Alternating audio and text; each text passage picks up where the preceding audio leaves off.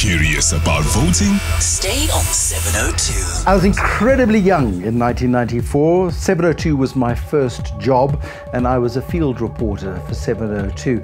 And coincidentally, it was on this day in 1993 when Chris Hani was shot, and that became my first ever reporting job, reporting in the aftermath of that.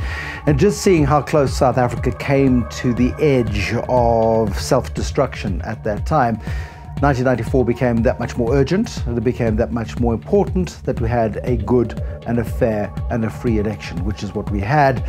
And it set South Africa up for decades of growth and decades of positivity and decades of possibility. So as an eyewitness news reporter on voting day, I could speak a bit of Afrikaans, and so I was sent off to Ventersdorp, which was the stronghold of Eugene Terreblanche. Scariest day of my life, it really was. It was a frightening time, and on my way back to Joburg, the polls were going to be closing soon, so I popped into Potchefstroom and cast my first vote there. It was a very inauspicious moment. It was a big empty hall somewhere in the middle of Potch, and in those days you didn't have to be registered in a particular area, so I could do a national vote. I couldn't do a provincial vote because that was in a different province, of course, to Gauteng, where I was living.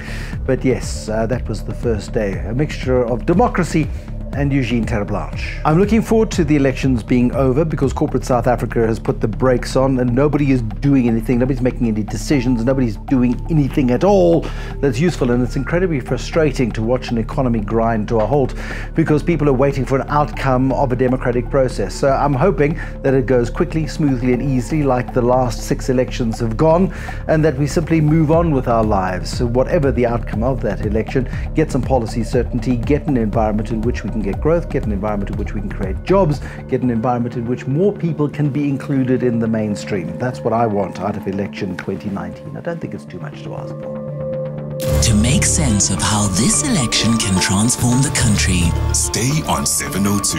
for the curious.